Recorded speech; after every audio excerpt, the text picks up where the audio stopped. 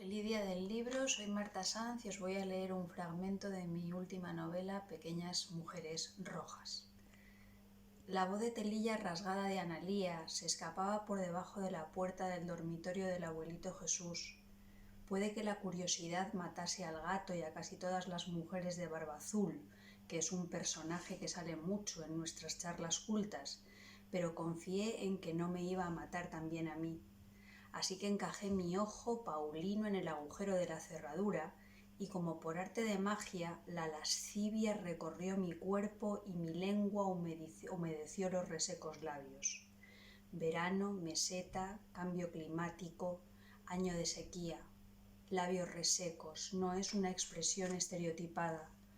Encajé mi ojo en la forma vaginal del agujero de la cerradura y ese gesto, más allá de lo que hubiese detrás de la puerta, ya me produjo un estremecimiento electrizante a lo largo de la línea de mi columna vertebral.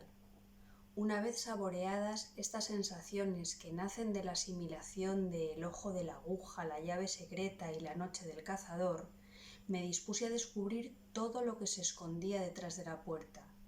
Recordemos siempre que este delirio, este sueño o este hecho comprobable estaba encerrado en un marco con forma de viola de gamba o invertido matraz de laboratorio.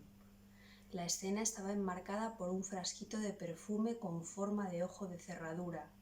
La escena habría significado algo distinto si yo hubiese accedido a ella desde la lámpara del techo, a través de las lamas de la persiana entornada a media tarde, desde debajo de la cama del abuelo Jesús o desde el centro mismo de la habitación, metida en la funda de la ventrílocua Analía. Pero vi desde donde vi y entendí lo que entendí, querida luz. Una mujer le cantaba échale guindas al pavo a un viejecito mientras le peinaba las guedejas del cabello endeble y plateado, echándole en cada pasada del peine un chorrito de colonia de bebé.